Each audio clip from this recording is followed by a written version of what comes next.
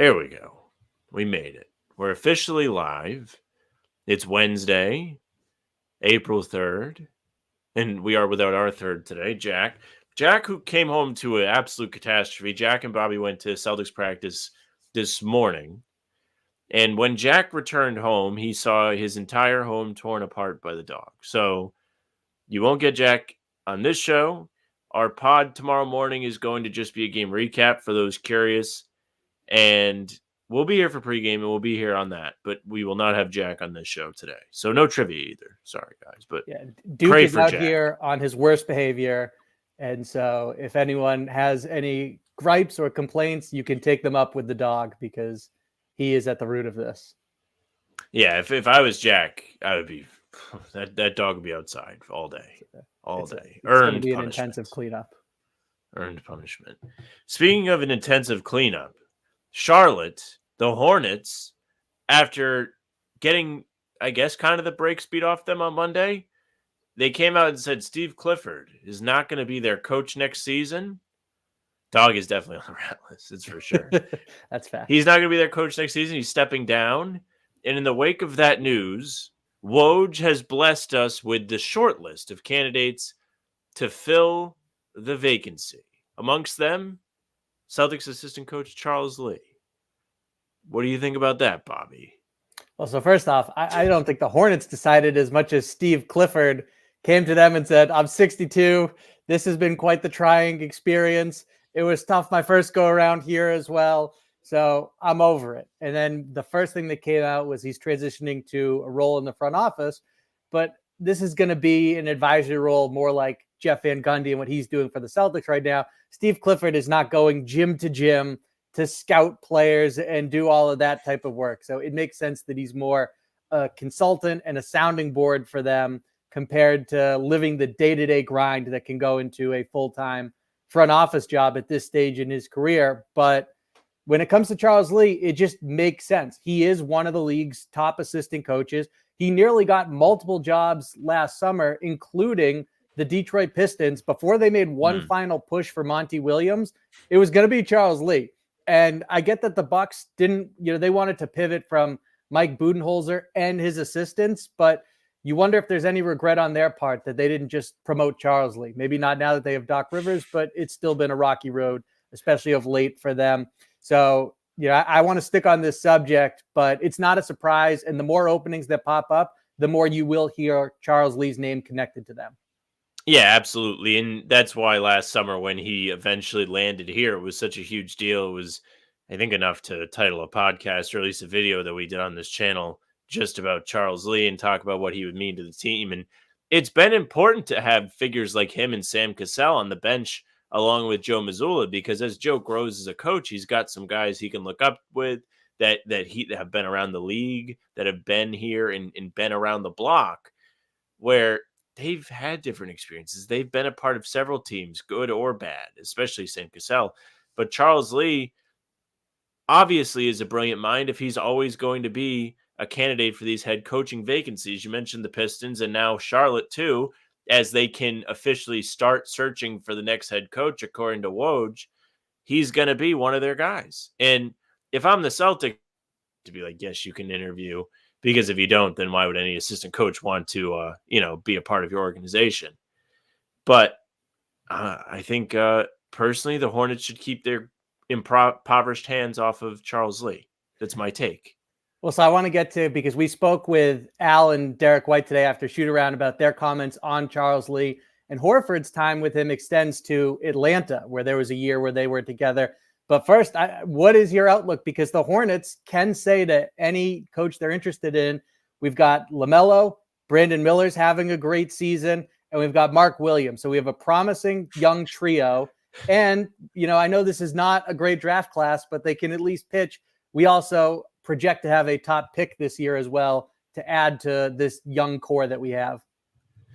Yeah, I was just going to make fun of the Hornets. I was in the process of pulling up the SpongeBob meme where he's got the penny, the tissue, and the paperclip. And this is what I have for you, Charles Lee. But realistically, when LaMelo's healthy, he's a decent player. Brandon Miller is somebody who has had a great rookie season, like you mentioned. Mark Williams is solid. Grant Williams has been very good for them.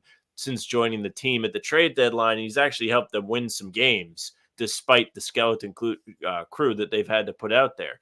So if you're trying to sell Lee on a spot coaching that team, it's not as outrageous as it might sound when you initially hear, yeah, we're going to market Mark Williams and LaMelo Ball and the Charlotte Hornets as a great destination, because you have a chance to build something. You have a chance to instill a mindset, a game plan, and a culture somewhere that is dying for it. Charlotte's been awful forever. All they've really ever had is Kemba, and they are starving for good basketball there. They have Balloon Hat Man, who's so passionate about the Hornets, he's willing to get an argument with Russell Westbrook. That guy deserves better. So, I mean, if I'm the Hornets, that's who I'm trotting to the meeting with Charles Lee, Balloon Hat guy. Yeah, let him connect to Buzz City. See the fan base, engage with them. And, Timo, I could see Charles Lee in Brooklyn. I could really see him anywhere, quite frankly. Celtics Digest, what up? And when it comes to Charles Lee and the Hornets, and especially for any young coach, it's the understanding, whether it's conveyed explicitly or not, that you're going to have a little more job security coming into a situation where it's about growing and developing a team that's on a more patient timeline. Now, maybe you, for example, Steven Silas, they didn't love what was happening in Houston. They ultimately moved on from him. So it can be a quick tenure, but if you're someone like Charles Lee, you would think that you earn the right to stay on longer.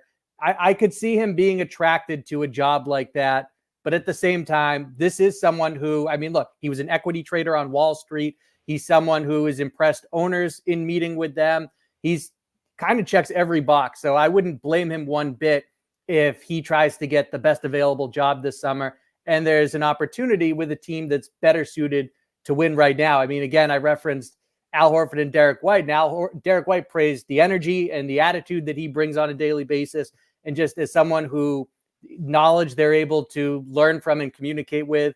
And Al Horford praised not only his leadership, but said, quote, he's just a guy that cares about winning and transmits that to the team. So again, I would think he looks for something that's maybe a little bit more up and running of an operation than Charlotte. He's been a big part of what we've done here, said Horford. It's no secret he's one of those guys that it's just a matter of time until he's in a position to get a head coaching job. He's brought a lot to our group, a lot of experience, and he gives us a lot of confidence. It's been seamless. He's kind of fit in with the group, and him and Joe and our coaching staff, those guys are pretty connected, and I don't really feel ever like there's a disconnect from the beginning, from September. Since we all started, it's felt more like he's been working with us for a few years.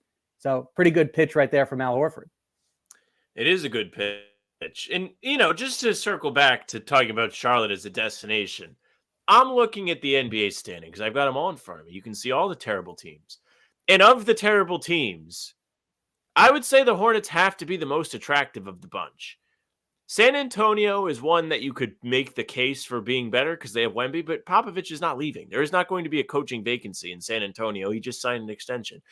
Portland, I don't know. They're kind of in a weird in-between spot. Memphis won't be bad next year, nor will they have a new head coach. Utah will stick with Will Hardy. Moving to the East, I love the Pistons, but I don't really know if they're going to take a step up, and they have a lot of money they have to pay Monty, so he won't be vacating that coaching position. Would you really pick Washington over Charlotte? I don't think so. Toronto's been awful. They've lost 14 straight, and they're doing it on purpose because I guess their pick is top 6 protected. I did not know that. So they are trying to lose as much as possible. But even then... And they've got a first-year head coach. And they have a first-year head coach. And Brooklyn is a mess. I would not want to be a coach of Brooklyn right now. So Charlotte, of all those teams, definitely is the one that opens my eyes the most. Yeah, I think it's an appealing job. And it makes a lot of sense. Again, I'm still laughing at the SpongeBob meme, but I think that's going to entice the candidates that they meet with to be able to say, LaMelo, Mark Williams, Brandon Miller, young, up-and-coming, promising players at different positions with complementary skill sets. I think that's going to intrigue the coaches they meet with. And the other reality, Sam, it's one of 30. You can only hold out and be so patient in terms of waiting for the right opportunity. True. So for Charles Lee, if he looks around and says, this is the best one, then I think it's at least a job that he can be excited about. I mean, I could see that for sure. I would love it, again, if they just kept their impoverished hands away from the Celtics. But You don't always get your wish with that. Well, Will so Sam, Rondo that get a wish sorry to of cut you being off, a but Hall of Famer? that's the Okay. other appeal right there is what if Charles Lee says that these jobs this summer are not attractive enough and that I have the right to be patient and let's see what comes available in a year when maybe a team that's higher up the food chain has an opening. I think it's possible. I'm just like looking at other teams now. Like Chicago, Billy Donovan could be done there soon, if not this summer. Just from a does he really want to sit in the middle of the pack every single year again? What's going on in Atlanta with Quinn Snyder? He's been there and they've been average at best. I I don't mean, how know. long is Ty Lue going to be with the Clippers? And he's an outstanding coach, but I say this with all the respect in the world, but he has had health issues before. And so there are things that can be unpredictable. And Ty Lue might not want to be in this grind for the next 4 years, let's call it, so it's possible that someone unforeseen ends up walking away in a year. Also, not for nothing. I don't know how I missed this when I was going through the vacancies. Doc probably is not going to be the coach of the Bucks. I just don't. I know they just paid him. He has an extension through 27, but he's 14-14 in 28 games. He has more losses than Adrian Griffin did for his entire tenure. I don't know if Milwaukee lights on fire in the playoffs and goes down. Do we really think he's back? I don't think so. Yeah, they could certainly move on. It was only, I believe, a 3-year extension. So if they're willing to do that and bring back Charles Lee, I could see that.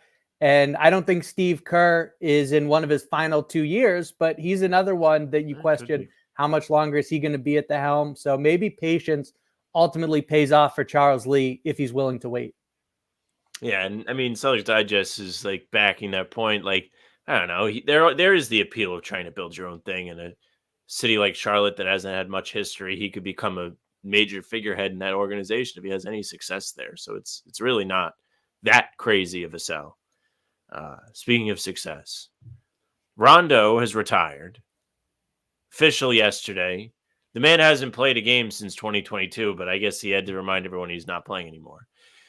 Uh, is he in the Hall of Fame? That's the big question. That's what people want to know. We had the Hall of Fame inductees for this season come out today. It'll be Billups, former Celtic, and Vince Carter headlining the class. So I ask you, Bobby, does he have a good case to join them when his time comes? First off, bravo on the transition. Secondly, when it comes to his Hall of Fame credentials, I mean, look, the NBA is not very picky about who they let in. And so No, if they're you not. just look at the tail of the tape on Rondo, 2-time champion, 4-time All-Star, an All-NBA selection. He's 15th in NBA history in assists, 51st in steals. So I think the resume, based on the standard that the Basketball Hall of Fame has established, warrants a selection. You can quibble with, would you put him in under, different guidelines, but for the Basketball Hall of Fame, I think he ultimately is going to get in. It's actually more impressive you don't make the Basketball Hall of Fame. Because if you get in, people kind of like forget. But if he didn't get in, people would talk about it. We have chatters saying if Billups got in, Rondo will. I mean, I can see that. Billups is a finals MVP. That's like the leg up on Rondo that he would have. But I mean, Rondo's won 2 titles. Like you said, he's on the leaderboards for assists. He's almost in the top 50 all time for steals. He's somebody that has been a consistent leader, a consistent floor general throughout his NBA career. He had a long NBA career, played plenty of seasons, and really impacted winning until the end. He joined that Bulls team in 2017, and they almost beat the Celtics in the first round. Had he not gotten hurt, they probably would have. I was actually thinking about that today. Then he goes and joins the Lakers, unfortunately, and wins a title there, which you can dispute. I will, Mickey Mouse. But nonetheless, he's still got a second championship with 2 teams, 12 years apart. And then he joins the Cavs and helps them lose to the Nets in the play. So he had a lengthy career. He's somebody that has an unbelievable knowledge of the game. And I also would not be shocked if he ends up coaching someday. So that'll also help him have a chance to get a second chance to get in as a coach. Because, I mean, the way his mind works is crazy. It's insane to even pontificate that he won't coach because he has to. It's almost like a responsibility at this point. Yeah, JJ Redick and LeBron talked about that on their pod, Mind the Game, and LeBron said, "I can't believe he's not in coaching just yet." I spoke with Rondo in October about that, and he said that is his intention to get into coaching. That right now he's very focused on his family, especially his kids. That he's got a young AAU program, and one of those teams is with his son. That he's helping his daughter with volleyball and is enjoying learning and figuring out that sport. I'm sure he's already pretty much mastered it, but that one is new to him and an experience that he's enjoying. But he said that coaching is definitely in the cards for him. You mentioned it. He's one of the most cerebral players of his generation. And so it does make all the sense in the world that at some point, he's certainly going to have interest from NBA teams and probably has already had some reach out to him in the past. So at some point, that seems likely that he's on an NBA sideline. Yeah, and I mean, we talk about all these potential vacancies coming up. He should fill them. It makes sense that he wants to, help raise his children and help them achieve their goals as a father first. But just some of the stories you've heard about Ron, I think he went on the Reddick podcast himself this year and was talking about the way he would think the game as a player. When they were in the bubble with the Lakers, he was saying how him and LeBron each were familiar with Stevens and Spoelstra, respectively. And each of those guys almost took on the assignment of breaking down the game plans from those teams, dissecting how their mindset works, how their schemes work. And it's just too perfect. But as far as the Hall of Fame goes, there are a lot of guys that are in the Hall of Fame. Like we kind of started this one off. So it seems like it'll happen. It might not happen like the first time, though. He might not be first ballot. It might take him a little bit. But I feel like he should get in for sure. Yeah, he's not a first ballot Hall of Famer, but at some point, I think he's ultimately going to get in. And the resume is pretty impressive. Like you said, 12 years apart, he's instrumental in 2 championships. He's got the rare distinction. He's not the only one, but to win championships with the Celtics and the Lakers. So I think that his legacy warrants a Hall of Fame selection based on the standards established. I mean, Jimmy Butler's probably going to get in the Hall of Fame. Yeah. And Jimmy Butler has the same reputation as Rondo in the sense that when the spring rolls around, you do not want to be playing against that guy. He's going to take his game to a new level. And, going back to the coaching thing, RJ asked if we think he has the personnel management skills to work as a coach. He may not. I think he can work as a coach for the right group. I don't know if he would work as the right coach for the Celtics team because Joe Mazzulla has done a great job of, instilling his mindset, really getting these guys to buy in, etc. But on a team that needs somebody to keep them in check, the way the 22 Celtics did with Ime Udoka, it feels like Rondo could really work in that kind of situation where he's calling people on, their shenanigans and in anything that is not correct. He is a great guy to just keep everybody in line, I think. Depends on the group is the answer. Yeah, I think the key distinction, and maybe time and maturity changes this answer, but right now, at least, I would rather bring Rondo into a team that's built to win, just like the Nets did with Steve Nash. And I know that didn't go spectacularly, but you get the example, rather than a young team like a Charlotte Hornets. Again, maybe he'd surprise, but I think that's even less of what he's interested in compared to coaching players who are more in and around their primes and ready to be competitive at a higher level. It's true. Speaking of competitive at a high level, a couple of fellas off the bench are helping the Celtics keep that high level, despite it being the, I don't know what you would call it, the twilight of the season, I guess. Sam Hauser and Peyton Pritchard have been excellent lately. Hauser, of course, just ripped off 25 points against Charlotte on Monday, making 7 threes. Before he got hurt, he made 10 in the game. He had 7 threes against Chicago a couple weeks ago, 7 of 8 in that game. He's been wildly consistent off the bench. Peyton Pritchard has been putting up numbers too, even though the scoring has dipped off in the last 3 games. He's still been out there as an instrumental piece in facilitating. The assist numbers are still there. And Pritchard has this remarkable knack for almost the Tatum thing of when he's not scoring, he's still out there doing everything he can to help the team win, which you don't necessarily see from role players, at least scoring types like Pritchard as much.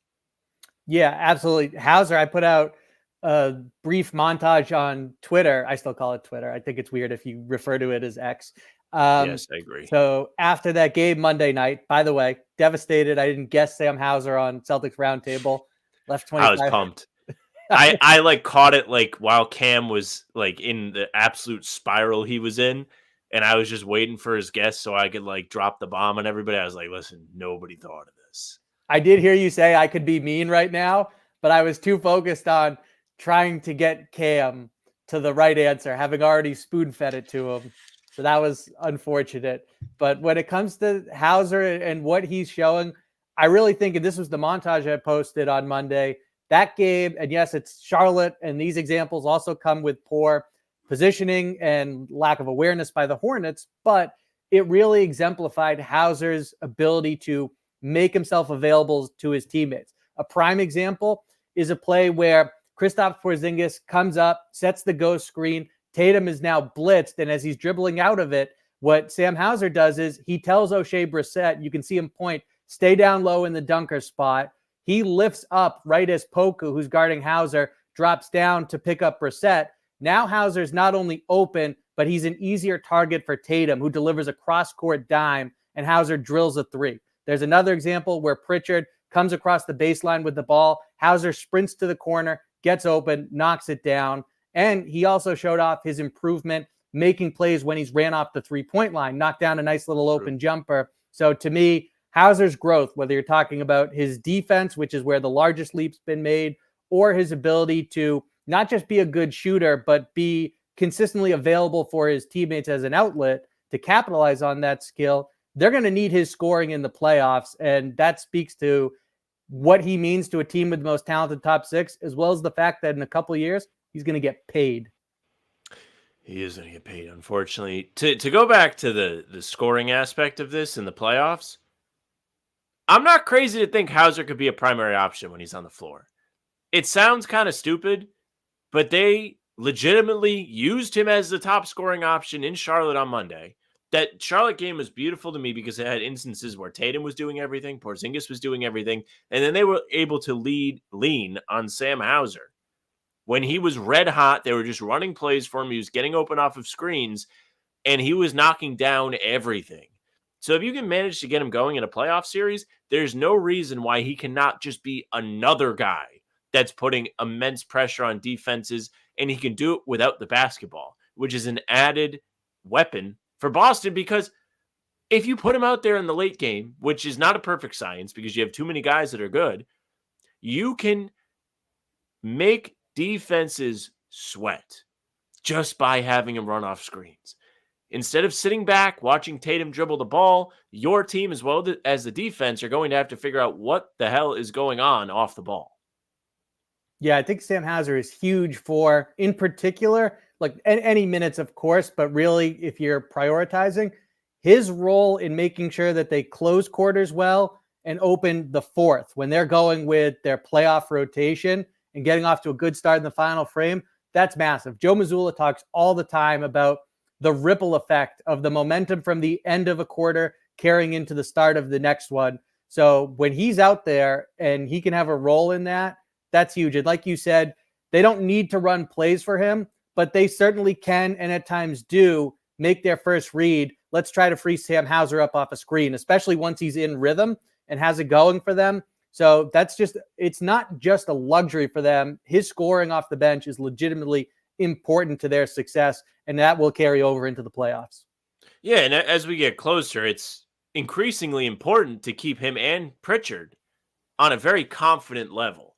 These are two guys that have kind of had runs throughout the season on both ends of the spectrum. Everybody was terrible off the bench to start the season. The first three games, they totaled like defended 15. well. Offensively, yeah, like the efficiency was not there. And all of the scoring was coming from the starters. Yet, as we have moved on here, these guys have stepped into their roles. They've gotten comfortable.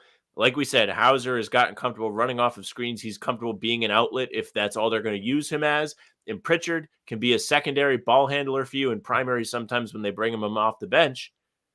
And he's done a great job of doing everything, not just scoring. He's setting up his teammates. He's hitting the offensive glass in an extremely high rate. These are two guys that have proven themselves. They've proven that they're playoff ready. I know we've mentioned it before in the past, but Pritchard has had a track record in the playoffs of being able to show up. Hauser hasn't really gotten the opportunity yet, but the Game 2 comeback against the Nets 2 years ago was excellent, and Pritchard had 10 fourth quarter points. This is somebody that can absolutely be there for you in a big moment. He's not afraid of it. He's someone who's been the guy his entire life. He was Mr. Basketball in Oregon for a reason. Not to say that a lot of NBA guys aren't Mr. Basketball wherever they're from, but he's just always been a dog. He's a competitor, and he's definitely built for the postseason. So I believe in both of those guys. And, speaking of, mindset, the Celtics are not skipping steps this year, according to Tatum. Tatum spoke to the media after Monday's win in Charlotte. He did suit up because that's kind of his responsibility. And he talked about the differences between this season's team and the last. Last year, there were so many instances of these guys just coming up short. And he credited the difference this season into them not skipping steps, says they are making sure to adjust after every single game. They're not shying away from any of it.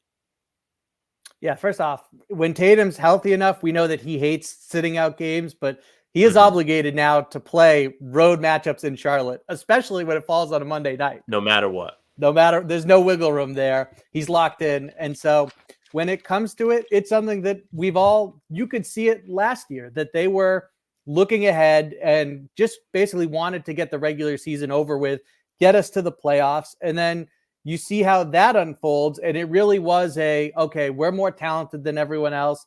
Just get us to the finals. Milwaukee's out in the first round. Cakewalk. Let's just wake us up when the finals comes and we'll flip the switch. And so they go 6 with Atlanta. They have ugly losses at home against both the Sixers and the Miami Heat, including blowing fourth quarter leads. And they ultimately paid the price for it and didn't even get back to the NBA Finals. So this year, it's a part of the maturation process. When we talk about how the best player on a championship team, it typically takes even the biggest of stars until they're 27, 28 years old and they've reached their prime. A part of the maturation process has to do with mindset and mentality and learning different things, whether it's playing more unselfishly, even in the case of Kobe and Jordan, that applies, And with Tatum, we've seen the growth of him consistently willing to make the right play no matter what it calls for. And even if he's got to spend most of the game passing out of double teams and a second defender coming his way so that his teammates can step into the scoring spotlight. So this win the day mantra that they've taken on has allowed them to stay present. That's going to benefit them in the playoffs. It's allowed them to maximize each day and each matchup in front of them. That's going to pay dividends. And so I really like where the Celtics are at. And something that we've kind of tiptoed around, Sam, on this show in the past is I think there is a difference. As much as we all love Marcus Smart, that there's more emotional stability in this team this year. And I think that's something that when they get hit in the mouth will also pay off. It's funny you mention Marcus because I'm a homer on him, but I find it difficult to attribute it to him. I know he is one of the factors, the variables that actually changed, so you can easily point at him. But I wrote about this particular statement from Tatum for Celtics blog. And the thing I really took into account was how many times last year, Bobby, did we watch the Celtics lose games, watch them do it again and again and again and again, and then listen to these guys again and again and again, go to the podium after the game and be like, we have to be better. And then it would be the same thing. That's not something we're seeing this year. Now, if you want to bring it back to Marcus, I think the way that's best to do it is, I know there's really not a lot of substance to it, but maybe him and Joe Mazzulla didn't get along the best. I know a lot of the discussion has been about him and Grant Williams kind of being more vocal, but maybe that's to help Joe. Maybe it wasn't going against him. But if he was kind of butting heads with Mazzulla, it definitely could have kept the team from buying in like they have this year. We heard this year from the jump, the article on Holiday came out today from The Ringer. It was excellent, by the way. If you haven't read it, go check it out. The author's name is escaping me, but it is Miriam Fader. Make sure She's you phenomenal. go read it. The article is awesome, and it talks about Holiday's arrival and how he approached all of the Celtics players when he got here this year. He said, I will do whatever you guys need me to do. He dismissed all of the pre-notions he had from Milwaukee, where he was a responsible ball handler and he had to initiate. He has taken on the smallest role he's had in forever, which we've talked about several times, and he's doing a great job in it. And you see that now Horford coming off the bench. You see a lot of buy-in from the group as a collective. So I think that is the big change, because these guys last year, as much as they had the talent, they might not have been bought in as much. And, as Tatum says, there could have been a lot of overlooking going on too, because in the playoffs, they were awful. And I'm gonna wrap with this because I don't want to talk forever. But the example I picked from this article, in my article, last year, around this time, the Celtics were neck and neck with Milwaukee for that top seed in the East. And a lot was made of the playoff race, and the Celtics beat the brakes off the Spurs 2 days ahead of a matchup with the Wizards. And if they win this, then they had Milwaukee the next game, so they really could have made up some great ground on the 1 seed. And Brogdon comes out, he talks to the media, he's like, we want the 1 seed, we know how important home court is. Not only did they go into Washington and have Porzingis and the boys embarrass them, they that nothing. They lost all the home games in the playoffs. They only won 5 of the 11 they played at the Garden. They only won 3 of the last 8 past the first round. Had they just done that, they probably would have got to the finals. Not even going into all of the schematic basketball, all the mental lapses, just flat out being able to win at home was such a problem for that team last year. Yeah, there were so many problems with them. Well, see, I think the number one thing that hurt last season's team is that they didn't have a clear identity. And I think it stems from the unfair nature to which Joe Mazzulla got thrust into the head coaching job at the last minute. And they had a small staff and he didn't get to pick it, and they lose Damon Stoudemire. But really, from Malcolm Brogdon to Jason Tatum, up and down the roster, at one point or another, you would get an individual who said, defense needs to be at the forefront of our identity. Jaylen Brown said it a bunch, but they could never really maintain that. And they were trying to figure out how to, what their mindset and mentality, what their approach to a game wanted to be. And so too often what you saw was if they weren't making threes, they didn't feel confident in what's plan B or how do we circumnavigate this. And it would take from their focus, energy, and physicality at the defensive end. They'd struggle to get stops. Now you're living in this negative cycle. You're playing on your heels. And even against teams that were 500 or worse, they would consistently lose those games. So when you go up against top flight competition, you're definitely not going to win, especially not in the playoffs when they're more locked in than you are. So I think the Celtics last year, that really killed them, was a lack of an understanding of what their identity is, and maybe saying and wanting it to be the right things, but not executing that or knowing how to do so. And so that's been a huge change this season. And to bring it back to Holiday and Smart, and look, I love Marcus Smart, absolutely.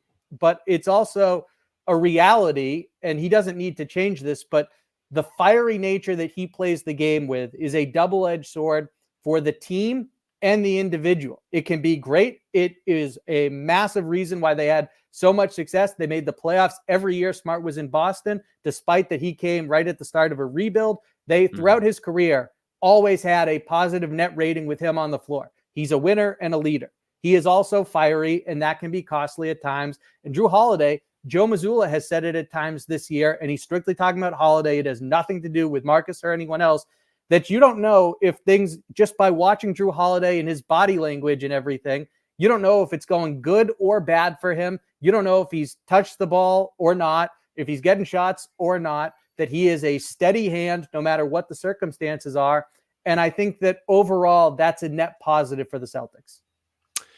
Yeah, I mean, they have just looked night and day from last year. And, final opportunity to get me excited this season comes today.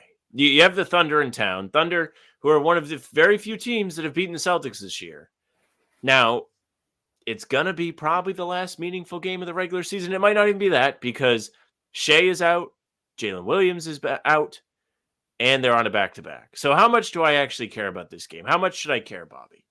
Yeah, I mean, really the key becomes you don't want to backslide in terms of your approach. You want to maintain winning habits. If you're out there, the game should matter to you. So the Celtics, we'll see with Jaylen Brown. Personally, if it was up to me, I'd rest him. But as of right now, he is questionable.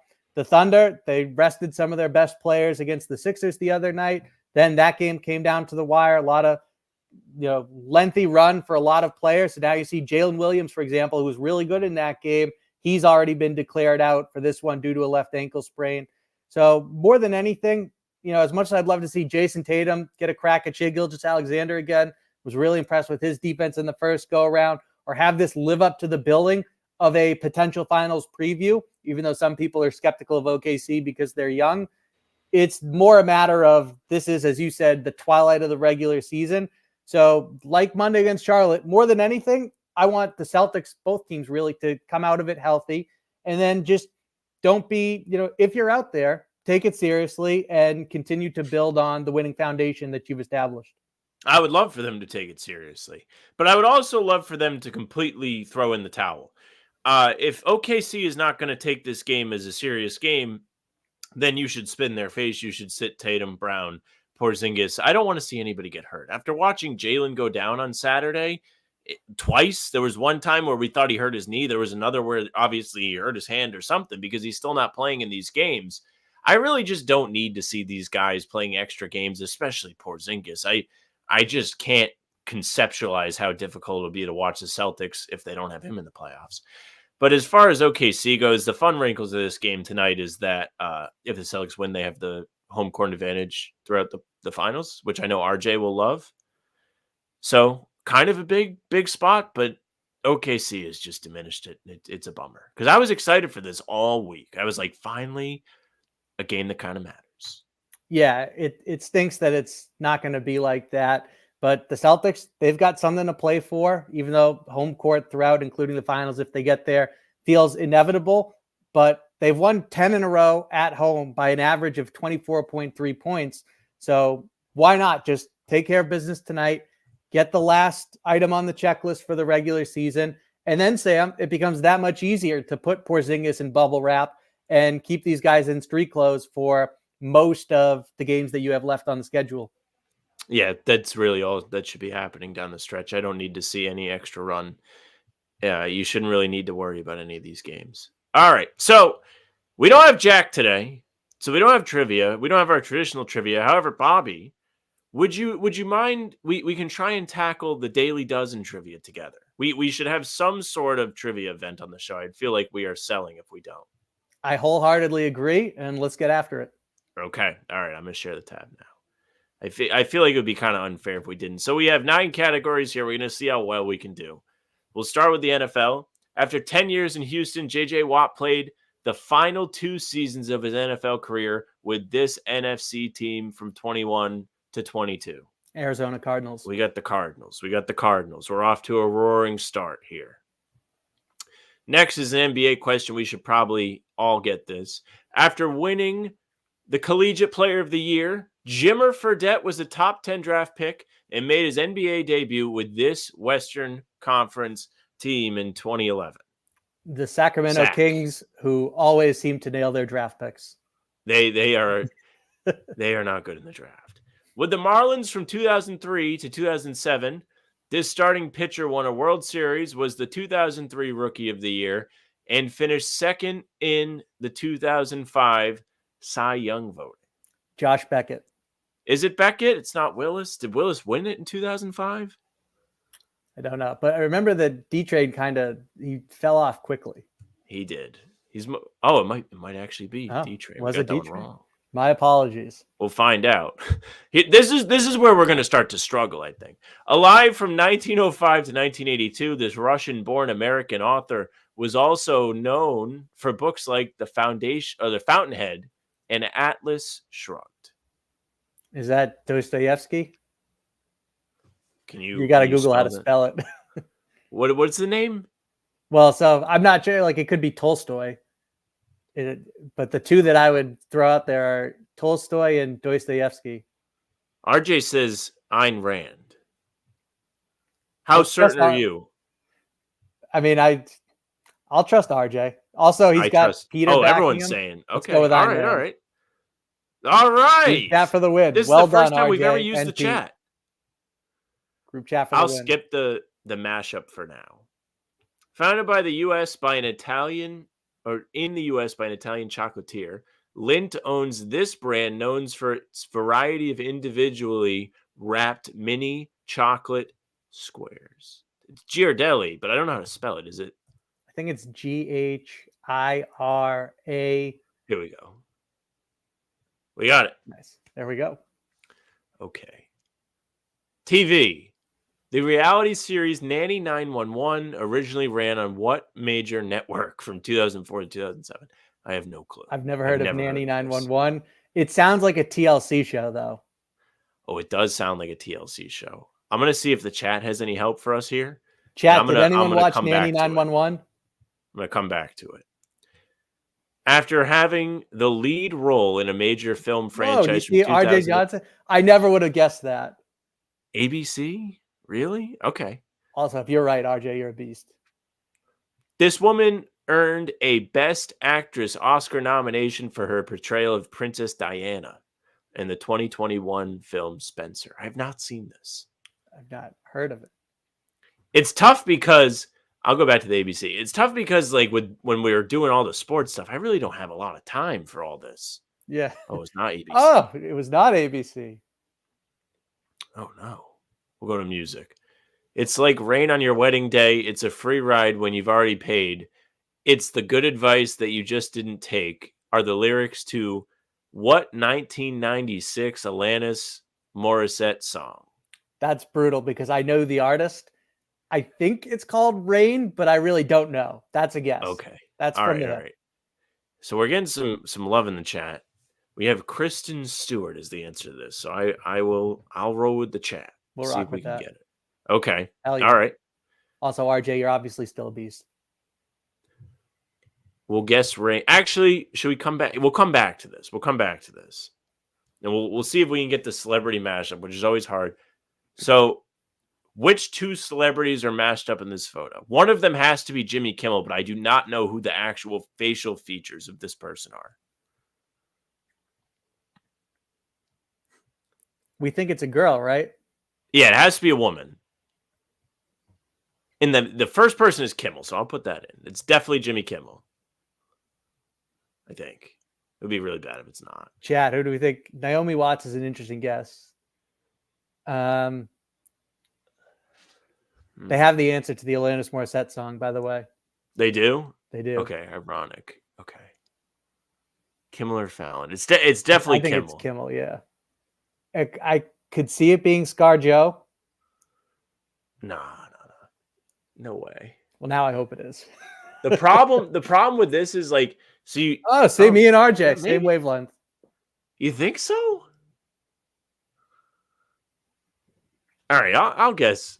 Whatever. Maybe I'm an idiot.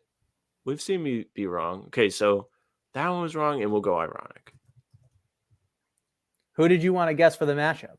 I didn't have one. Okay, so we've answered 3 incorrectly. Do we want to retry? Gwyneth Paltrow is a good guess too.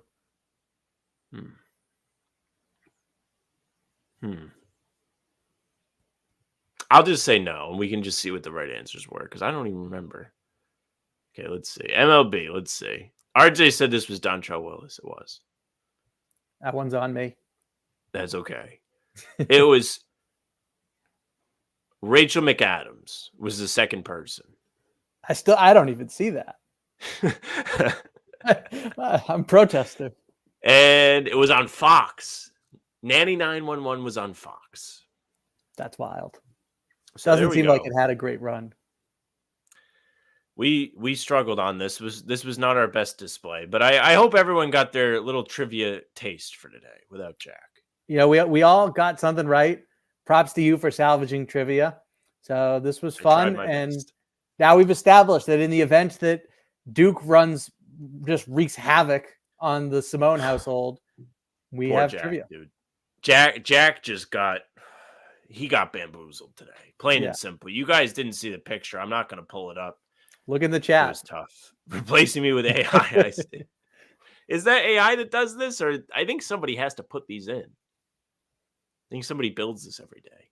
Could be wrong. All right. Bobby, anything else before we hang it up here? I think we hit on it all. All right. Well, that's it for us. Thank you very much for listening and watching. If you're here with us live, we do appreciate it very much. Make sure you give Bobby a follow on Twitter at Bobby Kravitsky. You can find all of his beat coverage for Inside the Celtics as part of SI Media. He will be at the game tonight. Jack will be at the game tonight. We'll be here for pregame live at 7 p.m. today. So if you haven't had enough of us yet, just wait. You can also reach out to us, follow us on socials at How About Them C's, Twitter, Instagram, and TikTok. The Facebook is just the name of the podcast. You can also find our streams on YouTube and on Twitter. My Twitter's at Sam LaFrance NBA. Bobby's is at Bobby Kravitsky. And despite his absence, Jax is at Jack Simone NBA.